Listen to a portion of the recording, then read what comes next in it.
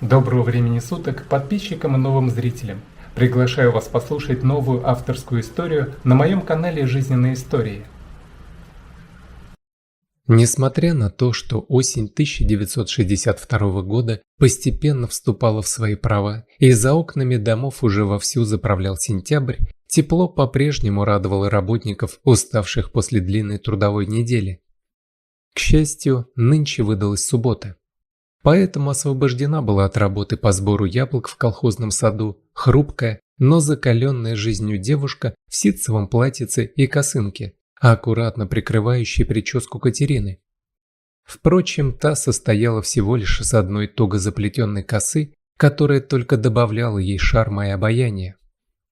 Конечно же, при других обстоятельствах даже выходной день не гарантировал для сельской труженицы отдых, ведь яблоки ждать не будут.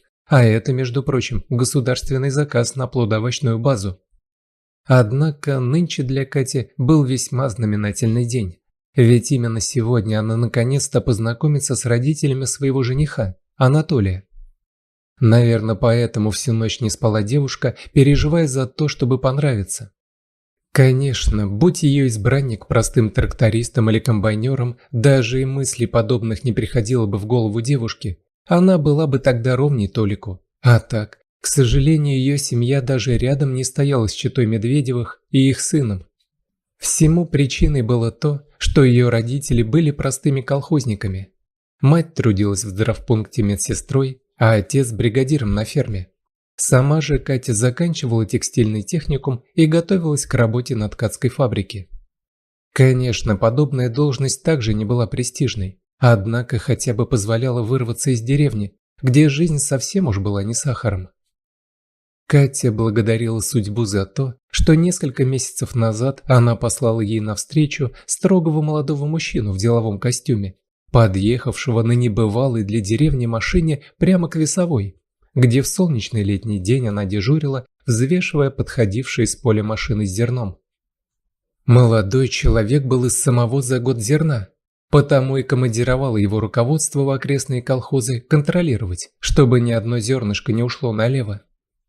Странным это было для Толи обстоятельством, но вместо того, чтобы внять просьбам родителей и приглядеться к дочери первого секретаря райкома, он буквально с первого взгляда без памяти влюбился в простую колхозницу. Молодой человек и сам не понимал, чем же так привлекла его Катерина. Возможно, своей застенчивой красотой, которую девушка старательно прятала под косынкой, а может быть умом, совершенно не соответствующим ее должности. Но так или иначе, высокий начальник стал частым гостем в колхозе имени Ленина. При этом заезжал он в основном, конечно же, на весовую, где, невероятно смущая девушку, весело болтал, рассказывая про его чудесные поездки в Югославию на Адриатическое море. А ведь через Адриатику находилась романтическая Италия, до которой он пока не добрался, но обязательно сделает это, как только найдет для себя подходящую пару. Ведь посещать Венецию или Вечный Рим нужно обязательно с любимой. Конечно же, совершенно согласна с ним была Катерина, хотя даже в самых сокровенных мечтах не могла она себе представить, что той самой избранницей может оказаться нищая колхозница. Но однажды, возвращаясь вечером с работы, уже в сумерках ее догнал тот самый шикарный ЗИМ, на котором ездили только первые люди области, ну и, конечно, их сыновья в придачу. Даже испугалась немного девушка, когда он остановился прямо перед ней. Все-таки обстановка в данный момент была далека от рабочей. Однако даже и не думал в этот раз Анатолий поднимать вопрос о количестве злаковых культур с поля. Вместо этого он выскочил из машины с огромным букетом роз и направился прямиком к ней. «Это вам», – скромно произнес проверяющий, потупив взор. «А за что же это? Я ведь ничего не сделала», – улыбнулась девушка. «А для того все это я задумал, чтобы выразить мои чувства к столь прекрасной молодой девушке. Разрешите, я подвезу вас до дома? Путь-то в деревню не близкий. И как только вы ходите по этой грязной пыльной дороге, на которой не продохнуть даже», – искренне удивился Анатолий. «Ну, вам, городским, этого не понять. А мы, сельчане, привыкли к такому. После того, как загрузишь в машину другую капусты или свеклы, путь домой кажется легкой прогулкой». Так, непринужденно болтая, они подъехали к дому Кати. При этом сразу же насторожились родители девушки, Борис Васильевич и Мария Спиридоновна, потому как исключительно плохие ассоциации у них вызывал бегающий по стенкам яркий луч от светящихся фар. Достаточно долгую жизнь прожили супруги. При этом уже, наверное, навсегда въелись им в память репрессии прошлых годов, когда точно так же приехали к дому люди в синей форме и, заломав руки, арестовали отца Маши Спиридона Ивановича. Все просто тогда было. Всего лишь врагом народа был мужчина, а вина его заключалась в том, что он хранил в доме томик запрещенных стихов одного из великих поэтов, о чем и прознал подлый сосед, который сам в свое время добивался дочери мужчины. Однако та решила остановить свой выбор вовсе не на нем, за что и затаил тот страшную обиду, задумав по возможности жестко поквитаться, и такой шанс ему вскоре предоставился.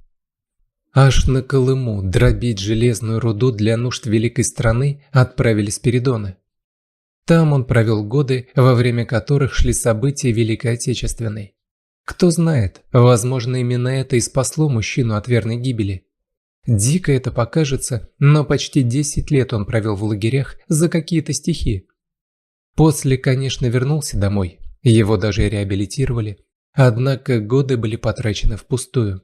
Да и здоровье бедолаги подорвал адский труд. Наверное, поэтому и не дожил Спиридон до того момента, когда выйдет замуж его дочка, да внуков ему подарит. Похоронив мужа, о том же мечтала его супруга. Но пока Катя не давала повода для радости ни своей бабушке, ни родителям, которые, услышав звук закрываемой дверцы автомобиля, даже вздрогнули. Особенно бедная Маша. Ведь помимо чекистов существовали еще более жесткие нелюди в офицерских и солдатских погонах, лютовавшие в их местах почти до конца 43-го года. А сейчас, к счастью, было мирное и светлое небо над головой, хотя от этого не меньше переживали люди в возрасте за себя и в особенности за дочь. Увидев в окно автомобиль, на котором привезли их Катю, Мария аж всплеснула руками, сказав мужу: «Боря, бог ты мой, ты только глянь, это ведь машина начальника из района. Я слышала, что отец его с матерью занимают в обкоме партии не последние должности. Ума не приложу, что же понадобилось этому богатею от нашей дочери. Чувствую, что не к добру это все». Только хмуро посмотрел во двор в ответ на эту реплику Борис, красноречиво промолчав, прекрасно понимая, что абсолютно права его супруга. И ведь не напрасны были их волнения. Совсем скоро подтвердила опасения супругов их дочь, вернувшись после знакомства с родителями своего, можно сказать, уже жениха, вся в слезах. А ведь с утра все так замечательно начиналось. Хоть и переживала Катя сильно, однако даже представить себе не могла, как примут ее богачи. Анатолий лично заехал за суженой. Не трястись же его невесте в такой день в гнилом автобусе, который целых 2 часа ехал до города. Разумеется, и сам при этом переживал молодой человек не меньше Кати, если, конечно, не больше, ведь он прекрасно был осведомлен о жестком нраве своего отца, только и мечтавшим о том, чтобы породниться с первым секретарем райкома, хотя фактически тот являлся его подчиненным. Однако при этом Виктор Валентинович обладал гораздо большими связями в самой Златоглавой, а это открывало весьма неплохие перспективы как и для самого Антона Владимировича, так и для его сына. При этом едва не проклинал себя за то, что отправил сына колесить по деревням секретарь, ведь тот, словно с цепи сорвавшись, заявил накануне им с матерью, что познакомился в грязном селе с какой-то нищей колхозницей, в которую влюбился без памяти, и завтра привезет им ее на смотрины. Причем вопрос этот решенный и обсуждению не подлежит. Дескать, родителям остается лишь только принять выбор сына. «О, Господи, Толик!» – тут же запричитала тогда его мать. «Ты в своем уме, сынок? Видно, околдовала тебя эта ведьма деревенская. Да где же это видано, чтобы сын такого высокопоставленного чиновника спутался с нищей сельской весовщицей? А родители-то у нее кто?» Едва не плача спросила у враз помрачневшего сына женщина. «Да не беспокойся, мам. Достойные люди, трудятся на благо общества и страны, медсестрой и бригадиром на ферме», ответил он своей неосторожной репликой, введя женщину в настоящую истерику. Валентина тогда заголосила. Мы тебя с отцом вырастили, всю душу вложили, по ночам не спали, в голодные годы все самое лучшее тебе отдавали. Выучили на свою голову в институте, и вот твоя благодарность. Чтобы на пороге даже не было этой нищенки у нас. Женишься ты только на Насте, иначе отец тебя наследства лишит». Тут уже даже не выдержал и Антон Владимирович. Уж больно перегибала при этом его жена палку. Поэтому на правах главы семейства он взял слово и пообещал сыну не пороть горячку и во всяком случае принять завтра на смотринах его девушку. Уже ночью, лежа в постели рядом с любимой женой, прекрасно зная нрав довольно избалованной женщины, мужчина предупредил благоверную, чтобы полегче она себя вела завтрашним днем за праздничным обедом, который будет заказан, разумеется, из ресторана. Конечно же, пообещала это его супруга, только мысли на этот счет у нее были совершенно другими. На следующий день, когда жених привез Катю к дому родителей, даже дрожь пробежала по телу девушки, когда она увидела шикарное поместье, ведь их с родителями жилище было сродни сараю по сравнению с ним. На ватных ногах девушка проследовала во двор, где за накрытым на террасе столом их уже ожидали хозяева собственной персоной. Мать была в своем лучшем и самом дорогом французском платье, которое она лично купила в модном бутике у самой Эйфелевой башни. Словно Матрона сидела женщина в плетеном кресле, слегка покачиваясь в нем. Даже не поднялась она навстречу бедной девушке, выглядевшей в своем одеянии по сравнению с ней, словно какая-то заморашка. «Здравствуйте, Валентина Игоревна», – только и смогла прошептать тогда скромная девушка, опустив в пол глаза, густо покраснев при этом, теребя в руках свою сумочку. «Добрый день, пришла-таки. А я уже было думала, что ты не доберешься до нас, дорогая. Все-таки накануне такой ливень был. Наверняка размыл он ваши сельские дороги, ведь у вас там яма на яме. Возил не так давно меня в ваши края супруг. Так я все на свете проклинала, пока доехали мы туда. Так ведь еще и комаров куча атаковала нас. Весь вечер я молила Бога, чтобы поскорее благословил нас отправиться обратно. Все-таки сельская жизнь оказалась не для моей утонченной натуры», – ответила ей благородная дама, чем еще больше смутила бедняжку. Ведь, похоже, уже с порога ей давали понять, где ее место. Постаравшись взять себя в руки, с трудом выдавив из себя улыбку, Катя с неподдельным интересом спросила: «Вы тоже верите в Бога? Ведь даже в наше время об этом лучше не упоминать». «Ну, ты меня не учи, для этого у меня муж есть», – нахмурилась Валентина. «А Бог защищает тех, кто в него верит и творит добро. Вот как отец Толи всю жизнь до 41-го года учительствовал, а после, подавшись в партизаны, освобождал Беларусь. И если бы он не верил, то разве выжил бы? Господь и послал ему добрую женщину, которая после того, как его ранили, когда взлетел на воздух их эшелон, заполненный зимним обмундированием, чтобы не померзли, значит, гады, спасла его от смерти. Он уже в лес убегал, когда прошила его автоматная очередь. Чуть живой полз он вперед, думая только о своем еще не родившемся сыне, да обо мне, и о том, как поубивать гадов этих побольше. Мы тогда с Толей в эвакуации были, когда я узнала, что беда случилась с моим мужем. Вот и молилась весь день. И услышал Бог мои молитвы. Послал ему навстречу добрую женщину, которая натолкнулась на чуть живого Антона, когда хворост собирала. Тащила его на себе по лесу несколько километров, а после, несмотря на то, что в деревне были враги, укрыла в своем сарае и выходила. Вот только прознали об этом полицаи. В последнюю секунду сбежал Антон, уже из леса наблюдая за тем, как увезли несчастную в комендатуру. А оттуда уже, к сожалению, живыми не выходят. Едва не плача, покачала головой Валентина Игоревна. «Валечка, хватит уже о грустном. То было тяжелое время, но мы выстояли, и теперь нам нужно смотреть только в светлое будущее. Давайте-ка лучше обедать», – встрял в разговор Антон Владимирович, приглашая избранницу сына за стол, который уже ломился от заморских деликатесов. Тут же, словно очнувшись от грез, вновь завела свою шарманку его супруга. «Да, действительно, Катюша, присаживайся, хотя бы впервые в жизни поешь нормально. А то ты, наверное, с родителями питаешься одной брюквой. Ты только смотри, не испачкай свое платье ненароком. Я ведь понимаю, как ты набросишься на обед. Все-таки не каждый день выпадает такая удача. А платье у тебя ситцевое, явно не из дешевых. Ты, наверное, целый день простояла в очереди за ним в универмаге». «Мам, ну хватит уже, зачем ты так говоришь?» Наконец попытался защитить свою невесту Анатолий. «А что я такого говорю, сынок? Это ведь чистая правда. Катя девушка деревенская и все понимает. Верно, Катюш?» Искренне недоумевая спросила его мать. С трудом все это время сдерживала слезы бедная девушка, выслушивая такие тонкие оскорбления.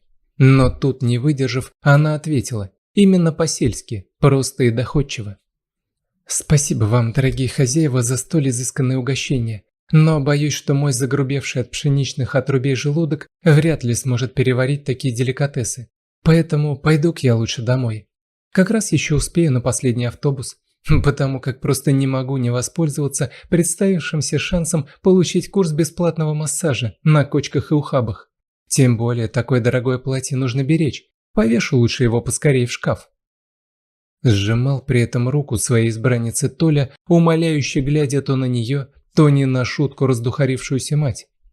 Однако не вняла его молчаливой просьбе невеста. Девушка уже не слышала даже и его отца, который просил ее остаться, но все было тщетно. А напоследок Катя сказала, обращаясь к уже явно несостоявшемуся свекру и свекрови: «Я ведь тоже искренне верю в Бога, поэтому и принесла вам подарок. Пожалуй, самое дорогое, что у меня есть». С этими словами девушка достала из сумочки какой-то продолговатый предмет и, оставив его на краешке стола, залившись слезами, побрела прочь. Побежал за ней, сверкнув недобрым взглядом на мать и Толя.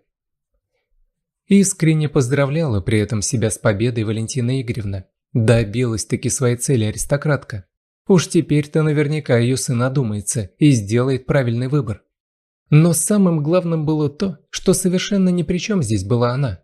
Катерина сама ведь отказалась от своей любви. Пока таким образом размышляла женщина, взгляд ее супруга зацепился за подарок Кате. И тут едва не ошалел чиновник, ведь это была маленькая старинная Библия в мягком переплете. Точно такая же была и у него. И дала ее ему та самая женщина, которая спасла его, приютив у себя, за что и погибла от рук палачей. Или не погибла. Дрожащими руками открыл Антон Библию. О, Господи! Только и вырвалось у него из груди, когда он увидел надпись на первой странице, сделанную чьим-то аккуратным почерком: «Спаси и сохрани нас грешных».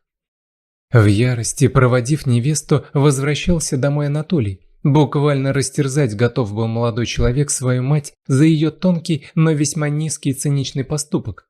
Ведь его невеста сказала ему, что в дом, где ей не рады, она никогда больше не придет. Вот и ехал сейчас сын второго секретаря обкома партии сказать родителям, что он отказывается от всех привилегий и уходит из дома, чтобы быть вместе с любимой, раз не принимают родители его выбор. Однако на полдороги к особняку он резко затормозил, когда увидел машину отца, мчащуюся по дороге в деревню, в которой жила его избранница. Не прошло и нескольких минут, как в этой истории все стало ясным и очевидным.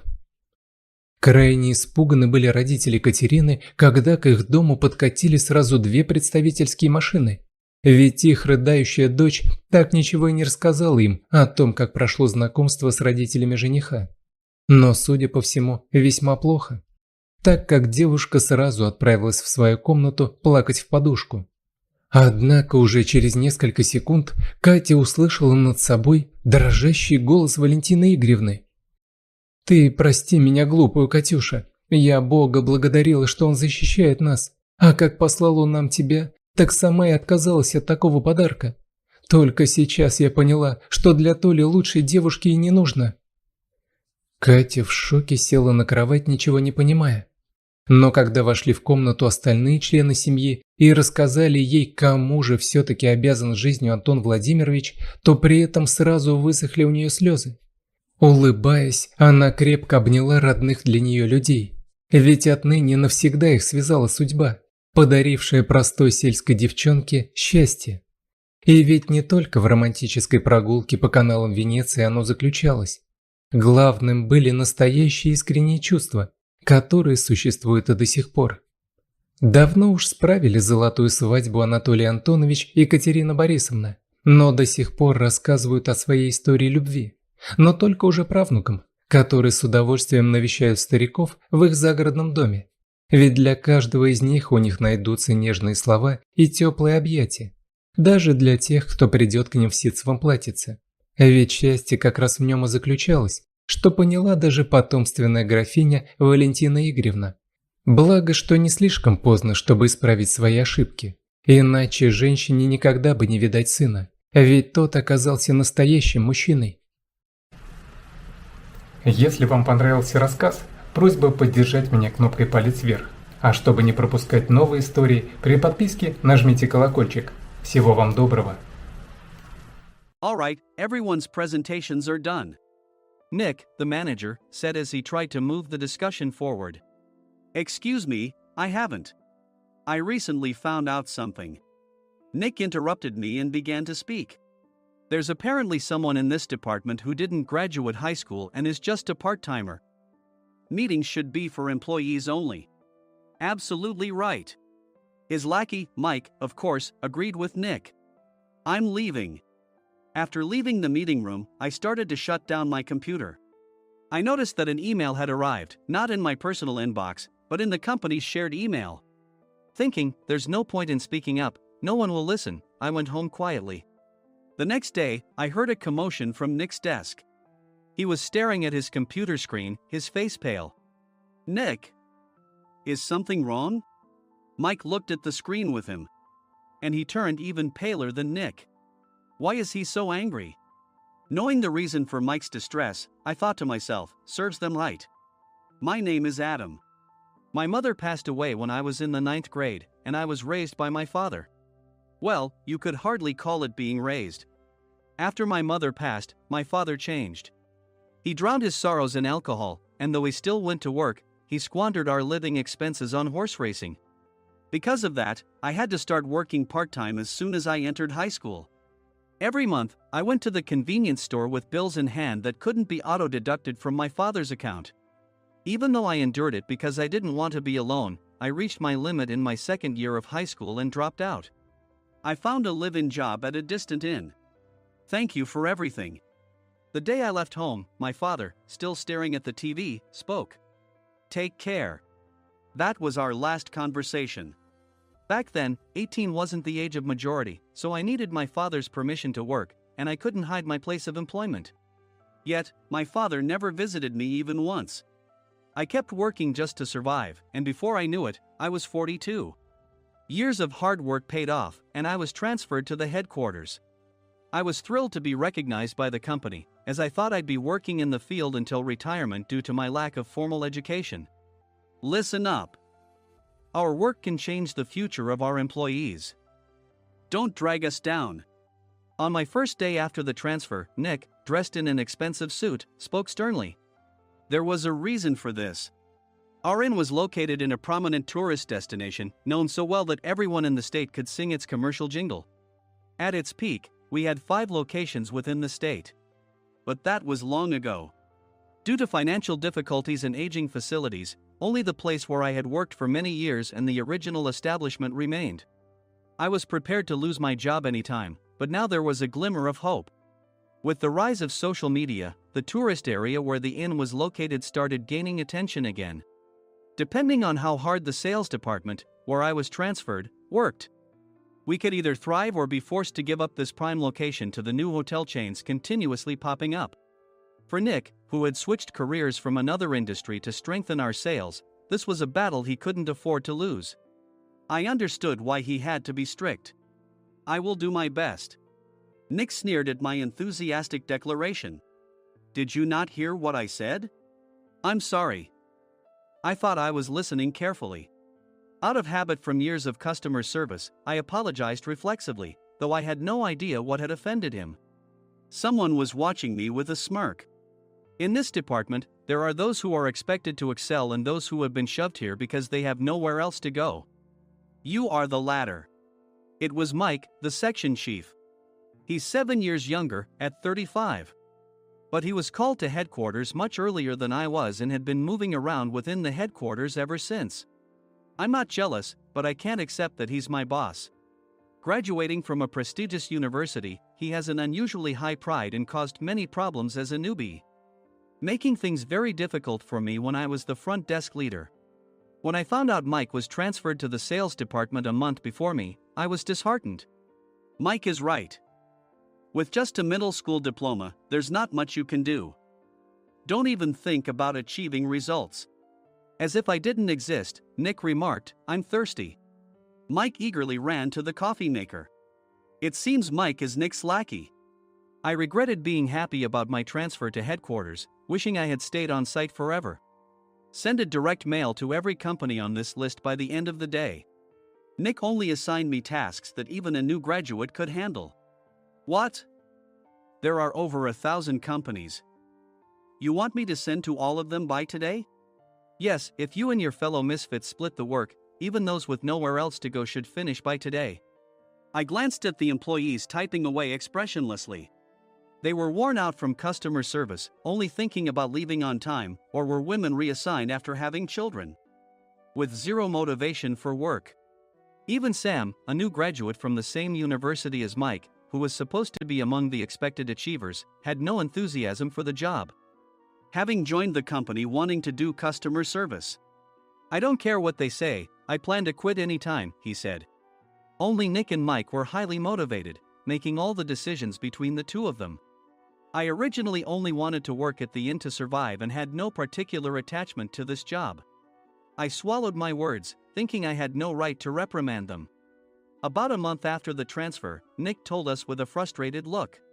To commemorate the 50th anniversary, we've decided to create a plan exclusive for one group per day. Originally, Mike and I were supposed to come up with it, but our president, Mr. Thompson, insists on hearing everyone's opinions. So, you all get a chance. As Nick explained, Mike began handing out prints. Make sure not to embarrass Nick. If your ideas are half-baked, you'll have to redo them. It seemed that they had printed his handwritten notes by Mr. Thompson, which included several questions and a section for free responses. It made sense why Nick had to seek our input, given that all responses had to be submitted to Mr. Thompson. We were given a week to think about it, and a meeting was scheduled to compile our ideas. My plan is to let guests enjoy both the old and modern America. Nick began the presentations. Guests would watch a master confectioner at a nearby traditional sweet shop make sweets in front of them. The welcome drink would be premium tea in a bottle. Nick's plan was certainly attractive. After his presentation, Nick called on us to present in the order we were seated. Just as I stood up for my turn. All right, everyone's presentations are done. Excuse me, I haven't. I recently found out something. Nick interrupted me. There's someone in this department who didn't graduate high school and is just a part-timer. He was likely talking about me. I joined the company as a part-timer and was made a full-time employee when I turned 20. That was 20 years ago, so Nick and Mike probably had no chance to know until recently. Meetings should be for employees only. Absolutely right. After that, Nick kept creating opportunities to solicit everyone's opinions, purposefully excluding me from speaking. The meeting unexpectedly heated up and went past the scheduled end time. A few people asked to leave, and the discussion continued with the remaining few. Still here? Normally, you'd leave in that situation. Though I had no attachment to the job initially, hearing kind words from customers made me want to make them happier. For someone like me, with nowhere to go, the inn was my home and customer service was my life. I felt pathetic about my current self. I'm leaving. I left the conference room and started shutting down my computer. I noticed an email had arrived, not in my personal inbox, but in the company's shared email. Thinking no one would listen to what I had to say anyway, I quietly went home. The next day, while preparing the DM as instructed, I heard a commotion from Nick's desk. In his haste to stand up, he hit his knee on the desk. He stared at his computer screen, his face pale. Nick! What's wrong? Mike, thinking he should be the first to rush over, approached Nick while still wearing his coat. He peered at the screen with Nick. And he turned even paler than Nick. Why is he so angry? Who is responsible for this company? Nick, more irritated than ever, asked, and Mike answered without checking. Probably Sam. Sam wasn't there because he was attending a morning training session for new hires. Nick gave up on getting angry and returned his gaze to the screen. They were looking at an email that arrived right after the end of the working day yesterday. Apparently, no one, including me, had checked it before leaving. The email was from a large company that used us for their annual employee trips. The president and executives of that company also frequently used our services personally. President of the company, Mr. Mason himself, had declared that neither he nor his company would ever use our services again. Well, some companies cancel their employee trips or stop using our services due to financial struggles. Let's just move on. Mike kept wiping the sweat from his forehead with a handkerchief. Knowing why Mike was so agitated, I quietly watched their interaction. Do you know how much revenue we get from that company? We can find other guests to fill the rooms, but we'll lose the banquet costs, gift shop revenue, rental car fees, and more. Moreover, the gifts were supposed to be prepared by the traditional confectionery shop involved in Nick's proposed plan. If it's known that we incurred such a huge loss at this critical time, Nick's position in the company would be jeopardized. Nick took a deep breath, seemingly trying to calm himself. All right, Mike. Go to New York right now and apologize to Mr. Mason. What? You're coming with me, right? I have urgent work to do. I trust you, which is why I'm entrusting this to you. Please. Mike, believing Nick's sincerity, agreed with a determined look on his face, saying, yes. That's Nick for you. Even if Mike went to apologize, Nick would shift all the blame onto him if the client didn't change their mind. Well, it was Mike's fault to begin with, so it served him right. About 3 hours later, Sam answered a call from somewhere and repeatedly apologized, saying, I'm very sorry. Everyone watched to see what was happening. After ending the call, he informed Nick with a weary tone. When Mike arrived at the client's company, he only made things worse, further infuriating Mr. Mason. He was demanding, get his boss here immediately. It was no wonder Sam was exhausted, dealing with such a call right after returning from training. What is that idiot doing? All right, Adam, you're coming with me. If sacrificing Mike didn't work, then I must be next. Normally, I'd want to refuse at all costs, but I saw an opportunity in this situation. If I can be of assistance, I'd be happy to join you. I obediently followed Nick, and we flew to New York. When we introduced ourselves at the reception, it became clear how serious the situation was, as the receptionist personally escorted us to the president's office. Angry voices leaked through the door, making both Nick and me uneasy. Excuse me. I'm Nick, the supervisor. I understand my subordinate has caused you trouble, and I deeply apologize. Nick, with his experience in the corporate world, knew enough to offer an apology before excuses. However, his customer service skills left much to be desired. I sighed as I saw Mike trembling like a small dog in the corner of the room. What kind of training are you giving your subordinates?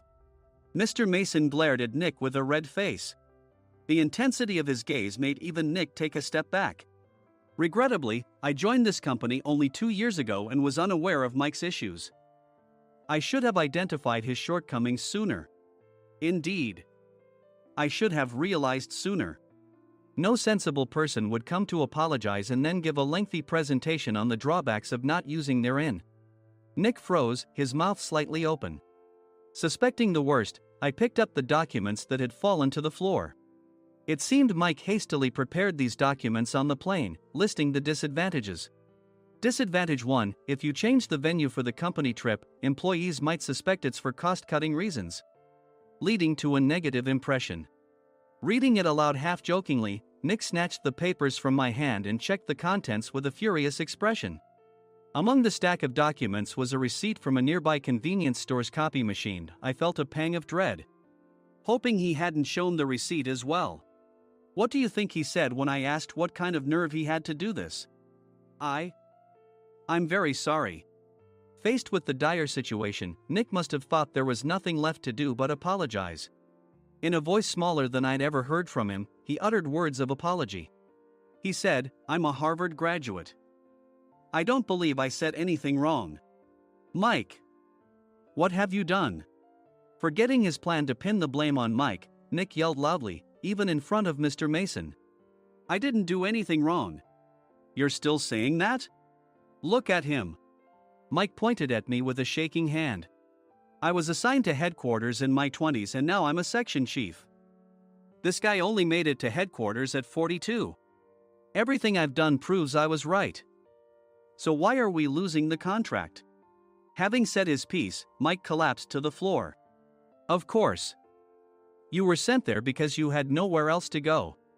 Mike never expected to hear such words from someone he looked down upon. He lunged at me, and Nick hurriedly stepped in to stop him. Mr. Thompson told me Mike is a quick thinker, and to take good care of him. There's no way he was pushed aside. Don't make things worse here. He didn't say quick thinker, he said only quick-witted, didn't he? I don't remember that part. I recalled the many troubles Mike caused when he was a newbie. When Mike was on the front line, his pride was so high that he never apologized to customers. Customer service, especially in our job, doesn't work alone. It brings both good and bad situations. If the front staff or housekeepers made mistakes, or the cleaning company didn't properly clean a room, one had to apologize to the customers regardless of personal fault.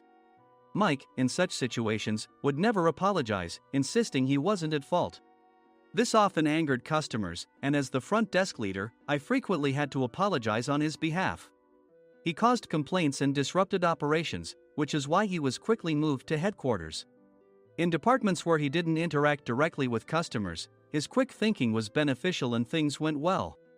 But it seemed his flaws were starting to show. Corporate reservations are supposed to be entered into the system by the sales representative. But a quick check yesterday revealed that more than 10 items were missing from the client's reservation. The handover document clearly stated what needed to be prepared. Why didn't you enter it into the system? Why do we have to give them special treatment? Filling rooms near the banquet hall, setting up all the food in advance. Specifying the brand of wine, they're too demanding.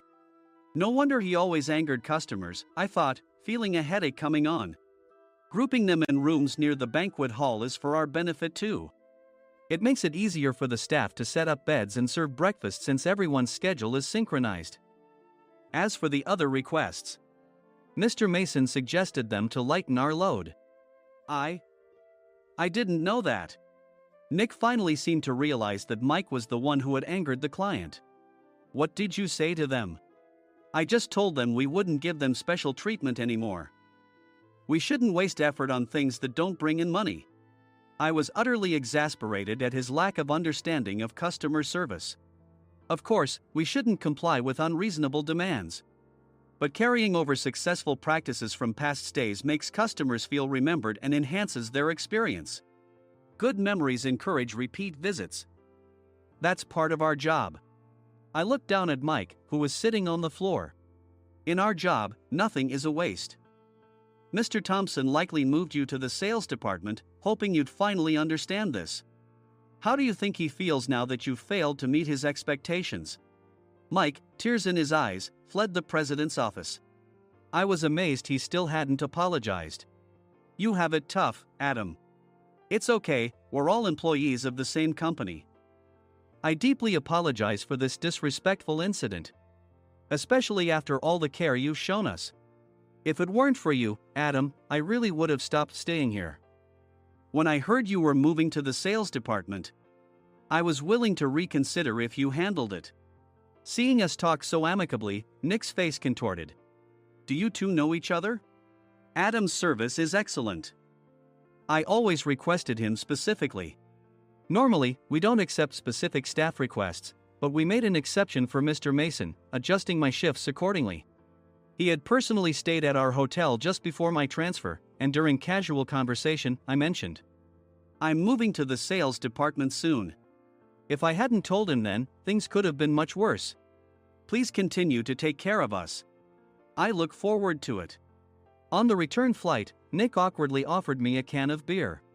It's still working hours. Of course, I had no intention of forgiving him for a single beer. Nick might try to pin everything on Mike and avoid any consequences. While pondering this, a startling fact came to light. Nick, the tea bottles for the plan have arrived. I handed Nick a bottle labeled with our inn's name. They look good. What are you talking about? These are plastic bottles. I had assumed we would use the trendy, high-end bottling tea. But what arrived were ordinary plastic bottles of tea with customized labels. The only unique aspect was the label, which had the inn's name, making it look customized. Upon further investigation, I discovered that a substantial amount of money was set to be paid to the tea company. It was priced like bottling tea. Does this plastic bottle really cost $100 each? The tea inside is specially blended for us. The extra cost is for that. Wouldn't it be better to use another tea company? Or is there a specific reason we must use this one? As Nick continued to make excuses, I showed him a printed email. I informed the tea company's president, Mr. Mitchell, that we discovered irregular payments and he confessed. He said you two were high school classmates and planned to split the extra money. That idiot. Why did he confess? That's not important. You should worry about yourself, this could turn into a police matter. Opening the bottle cap, I suggested. How about calming down with this tea? It supposedly has a relaxing effect. Nick drank the tea frantically. In the following days, decisions were made about their fates. Mike was reassigned to the General Affairs Department, with no chance of transfer or promotion, as per Mr. Thompson's orders. As for Nick, since the payment to the tea company hadn't yet been made, he narrowly avoided legal trouble. Instead, he was encouraged to leave the company, and to avoid further complications, Nick submitted his resignation. Rumor has it that connections between HR departments have made it difficult for him to find new employment. Even though it was good to have those two gone, something unexpected happened in the sales department. Everyone became motivated and united in refining the 50th anniversary plan. In the end, my plan was adopted. We collaborated with the Tourist Information Center to provide personalized guides. The plan, tailored to the number of guests, was truly special for the 50th anniversary. Hey, is Adam's family coming to stay? I immediately booked that special plan for my family. Sam noticed it on the reservation list and quickly picked up on it. Yes, I'm inviting my father. That's great. I might invite my parents too. I lacked the courage to face my father just as Adam. But here, with the confidence Mr. Mason praised, I felt ready. The 50th anniversary plan was a perfect opportunity to reconnect with my father. I hoped to bring back the days when we could laugh together as we once did.